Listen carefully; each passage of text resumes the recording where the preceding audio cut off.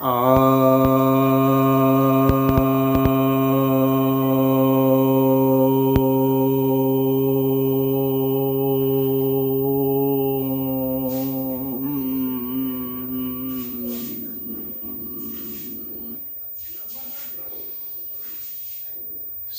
भक्तजनों को सप्रेम नमन। तो आज आपकी जिज्ञासा का समाधान लेकर आया हूँ।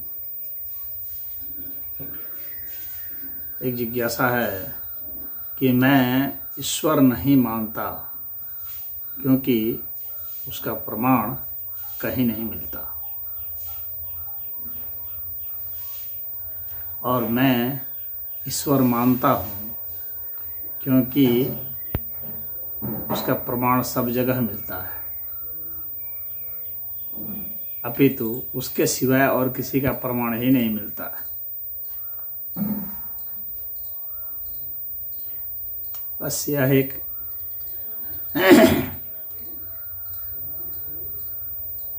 ज्ञान और अज्ञान का एक दृष्टिकोण मात्र है।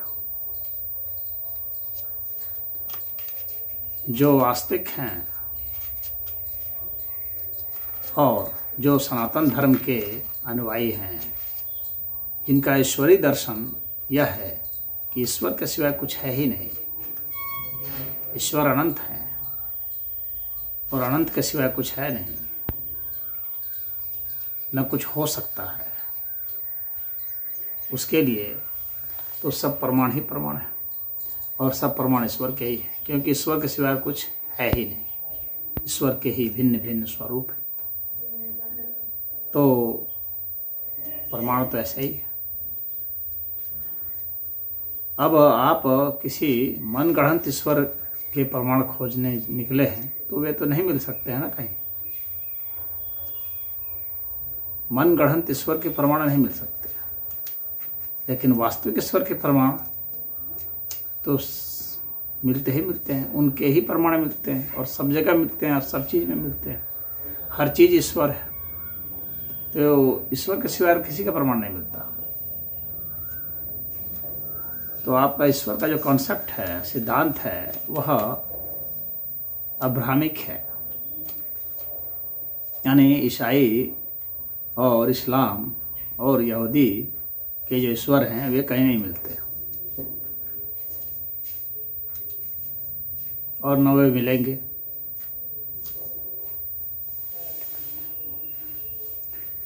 क्योंकि जिन ईश्वरों की कल्पना उन लोगों ने कर रखी है वो अपने मनगढ़ंत है, तो वे उनके लिए आस्था का विषय हो सकते हैं उनके मन में ही, उसकी वैज्ञानिक रूप से कहीं प्रामाणिकता नहीं होगी। और जो सनातन धर्म का ईश्वर है, जो कहता है कि अनंत है, सत्यम ज्ञानम अनंतम ब्रह्म, यह सनातन धर्म का ईश्वरीय सिद्धांत है। तो ये जो ब्रह्म है वह अनंत है और यही ज्ञान सत्य है, यही इसका मूल अर्थ है। तो इसके प्रमाण ही प्रमाण मिलते हैं।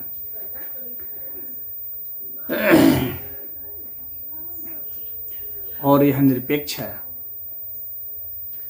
तो निरपेक्ष जो होता है उसका प्रमाण भी निरपेक्ष ही होता है, उसका सापेक्षिक प्रमाण नहीं होगा। यानी वो प्रमाण तो होगा, लेकिन चूंकि आपने निरपेक्ष को रियलाइज नहीं किया है तो आप उस सापेक्ष को प्रमाण नहीं मानेंगे, आप उसे कुछ और नाम दे देंगे।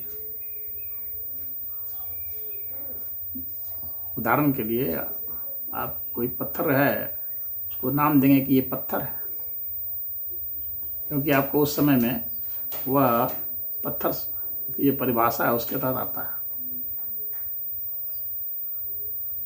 लेकिन उसको जो आस्तिक हैं वे पत्थर नहीं मानते हैं। क्यों? क्योंकि वह मूल रूप से पत्थर नहीं है, वह एक कंडीशन में पत्थर है, एक परिस्थिति में पत्थर है। अगर उसको तोड़ देंगे आप तो वो बालू हो गया। छोटे छोटे टुकड़ों में कर दिए, पीस दिए तो बालू हो गया। तो वह पत्थर रहा कहाँ पत्थर, वो तो बालू हो गया। अब आप उसका अलग नाम करेंगे, कहेंगे कि ये बालू है, लेकिन वह चीज़ जो है वह तो अपने में कोई मूल रूप से तो कोई एक ही चीज़ है, एक ही सत्ता है। अब उसका आपने अलग नाम कर दिया, क्योंकि आपकी जो दृष्टि है, आपका जो ज्ञान है वो सापेक्षिक है सिर्फ। इसीलिए आपके जो प्रमाण हैं वे सापेक्षिक होते हैं, इसलिए आप उसका नामकरण सापेक्षिक करते हैं। लेकिन जो ईश्वरवादी हैं वो उसको एक निरपेक्ष सत्ता मानते हैं। तो वे कहेंगे कि ये बालू भी नहीं है, ना पहले ये पत्थर था, ना अब यह बालू है, यह अभी भी ईश्वर है, तब भी ईश्वर था। अब आप जो है उस बालू को और स्वरूप दे देंगे, आप उसको गर्म करने लगेंगे तो क्या वो बालू भी रह जाएगा? हो सकता है शीशा बन जाए, फिर आप कहेंगे ये अब शीशा है। अलग कंडीशन हो गई तो वो शीशा हो गया, लेकिन मूलतः वह क्या है?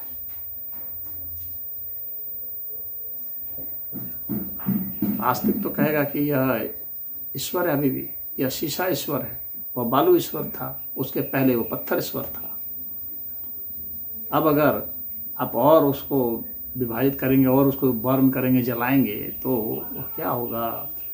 वह एक पिघलता हुआ द्रव्य हो जाएगा, गर्म द्रव्य हो जाएगा। आप उसका अलग नाम रखेंगे, लेकिन जो ईश्वरी सत्ता में विश्वास करते हैं और जानते हैं तो वे कहें कि नहीं, यह जो है यह ईश्वर ही है। यानी हर परिस्थिति में आप उसका अलग नाम करेंगे और वह एक ही नाम रखेगा, और वह ईश्वर, क्योंकि उसकी जो वो मूल जो सत्ता है वो ईश्वरीय है। आप उसको नष्ट भी नहीं कर सकते, वह भिन्न भिन्न स्वरूपों में आता जाएगा। सॉरी। और जब उसको आप विभाजित करते जाएंगे, फिर आप कहेंगे कि ये अणु परमाणु है, फिर आप कहने लगेंगे कि ये एक फील्ड है, एटॉमिक फील्ड है, फिर वह क्वांटम फील्ड हो जाएगा। आप उसका नाम देते जाएंगे, लेकिन भिन्न भिन्न नाम के बावजूद भी उसका अस्तित्व बना हुआ है और भिन्न भिन्न स्वरूपों में बना है, लेकिन मूल स्वरूप तक अभी भी आप नहीं पहुँचे हैं, विज्ञान नहीं पहुँचा है, इसलिए उसके भिन्न भिन्न नामकरण है। लेकिन जो आध्यात्मिक व्यक्ति है वह कहेगा नहीं, ये ईश्वरीय है। और जब सूक्ष्मता में उसके उतरते चले जाएंगे, जहाँ पर उसका आकार समाप्त हो जाएगा, तो वह आत्म स्वरूप हो जाएगा, वह ईश्वरीय है। यही मूल बात है। दृष्टिकोण में यहाँ फर्क है, और यहीं पर आपको समझदारी से काम लेना है। आपको समझना है कि एक व्यक्ति जो प्रकृति में विश्वास करता है, विज्ञान में विश्वास करता है, वो कैसे भिन्न भिन्न नामकरण करता चला जाता है, लेकिन मूल तक वह फिर भी नहीं पहुंचता। मूल तक जब आप पहुंचेंगे तो वह ईश्वरी ही निकलेगा। ईश्वरी अर्थात उसकी हर समय उसी की सत्ता बनी हुई है, भिन्न भिन्न स्वरूपों में बनी हुई है, उसी की एक ईश्वर की ही सत्ता बनी हुई है। उसके भिन्न भिन्न नामकरण है, भिन्न भिन्न कंडीशन में भिन्न भिन्न सत्ता उसकी बनी हुई, लेकिन है वह एक ही चीज़। तो जो आस्तिकवादी हैं वे उसे ईश्वर कहते हैं, और उनके लिए प्रमाण ही प्रमाण है, और आपके लिए प्रमाण नहीं है। आपके लिए प्रमाण कब होंगे? जब आप उसके निराकारत्व की स्थिति तक पहुँचेंगे, तब आप कहेंगे कि लो अब आ गया यह ईश्वर। तब आप भी वहीं पर पहुंच जाएंगे जहां वह अभी है, और तब जब वहाँ ईश्वर तब तक पहुंचेंगे जिसको फर्दर आप फिर आगे और जो है आप विखंडित नहीं किया कर सकते, न किया जा सकता है, उसकी संभावना नहीं रह जाती है, क्योंकि निराकार स्थिति तक हो गया। विखंडित आप वहीं कर सकते हैं जहाँ आकार है, तो फिर आपको भी वही नाम देना पड़ेगा, क्योंकि उसकी वह जो स्थिति है वह ईश्वरवादियों ने पहले से ही व्याख्यायित और परिभाषित कर रखी है। तो आप भी अंत में मान जाएंगे कि वह ईश्वर सत्ता है। तो आपको मूल सत्ता तक पहुंचना होगा। तो मूल सत्ता तक पहुँचेंगे कब? जब उसका पुनः जो है विखंडित नहीं किया कर सकते आप, तो समझेंगे कि यह बेसिक एलिमेंट अब यह हुआ।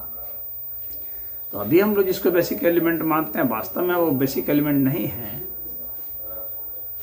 उस समय वह बेसिक एलिमेंट होगा। तो बेसिक एलिमेंट ईश्वर ही है, इसीलिए उसी के ही प्रमाण मिलते हैं, उसके सिवाय कोई प्रमाण नहीं मिलता। यही ईश्वरवादियों की बात है। और अनिश्वरवादियों के लिए फिर कहीं प्रमाण ही नहीं मिलता है। तो वे जब खोजेंगे, जब वह उस निराकार स्थिति तक पहुँचेंगे, तब मानेंगे। तब तक आप वेट कीजिए।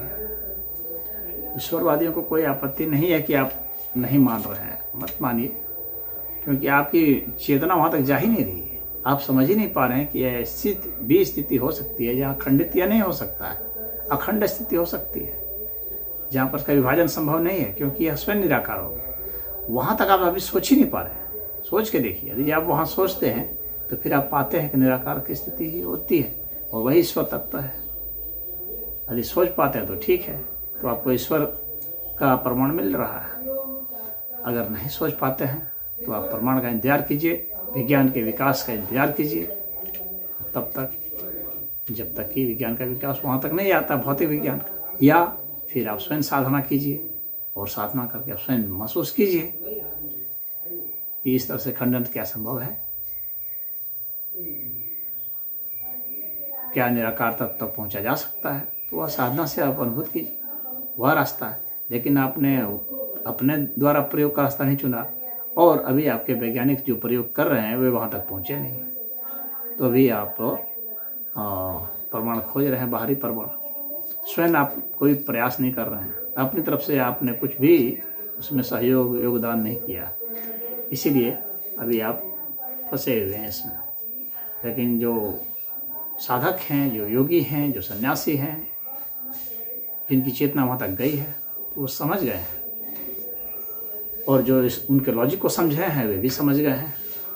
तो लॉजिकली वे सही हैं। हाँ, लेकिन अब्राह्मिक रिलीजन का जो ईश्वर है वह लॉजिकली सही नहीं है, नहीं वह साधना में कहीं मिलता है। इसलिए वैसे ईश्वर नहीं है, उनके प्रमाण नहीं है। हरि ओम।